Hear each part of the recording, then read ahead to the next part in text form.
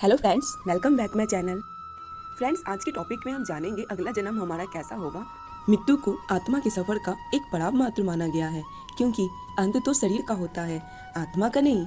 आत्मा तो मूल है और इसका सफर एक शरीर तक नहीं रहता, इसे अनेकों शरीर में होकर गुजरना पड़ता है और हर शरीर के मिलने के पीछे कुछ न कुछ वजह होती है।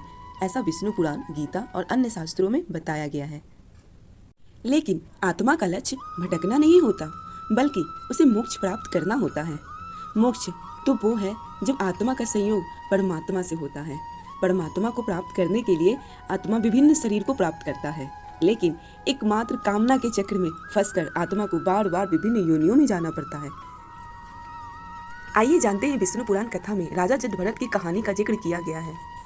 इनकी कहानी के माध्यम से हम जानेंगे कि कैसे एक इंसान पशु योनि को प्राप्त कर लेता है। आइए जानते हैं, विष्णु पुराण में जटभरत की कथा में कैसे मिलता है मनुष्य को अगला जन्म। जटभरत की कथा से जानते हैं कि वह एक महान संत थे। प्रजा का पालन भी धर्मपरायण होकर के करते थे। लेकिन एक दिन ऐसा हुआ कि जब वह स्नान कर रहे थे, तभी एक हिरनी सिंह के भय से भागते हुए नदी में कूद गई, लेकिन वह नदी को पार नहीं कर पाई। हिरनी गर्भवती थी और जल में ही उसे प्रसव हो गया। उसने एक हिरनी को जन्म दिया और मृत्यु को प्राप्त हो गई।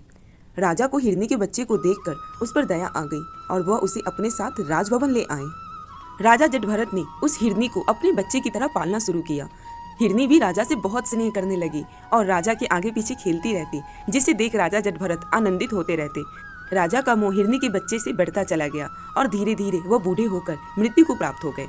लेकिन मृत्यु के समय भी उसे हिरनी से उनका मोह समाप्त नहीं हुआ। वह उसी के बारे में सोचते रहे। परिणाम यह हुआ कि उन्हें मनुष्य योनि से एक पशु योनि में जाना पड़ा और वह स्वयं उस हिरनी के गर्भ में आ गए और हिरनी के रूप में उनका अगला जन्म हुआ। इस तरह इस कथा में बताया गया है कि मनुष्य मृत्यु के समय जिस भाव से भावित रहता है, उसी भाव से उसे अगला जन्म प्राप्त होता है। गीता में भी कहा गया है कि मृत्यु काल में भगवान में जिनका मन लगा रहता है, वही मोक्ष को प्राप्त करता है। लेकिन यह बहुत ही कठिन है, क्योंकि जीवन भर जिस भाव से मनुष्य भावित रहता है, वही भाव मृत्यु के समय उसके मन पर हावी रहता है। आपने देखा भी होगा कि घर में किसी की मृत्यु हो जाने के बाद अगर कुछ वर्षों में किसी बच्चे का जन्म होता है, तो लोग कहते हैं कि घर के वही सदस्य लौटकर आपके घर में बच्चे के रूप में आए हैं। दरअसल यह उस व्यक्ति के अपने परिवार के प्रति मोह और कामना को दर्शाता है, क्योंकि मनुष्य अपनी कामनाओं और परिवार के मोह से जल्दी निकल नहीं पाता।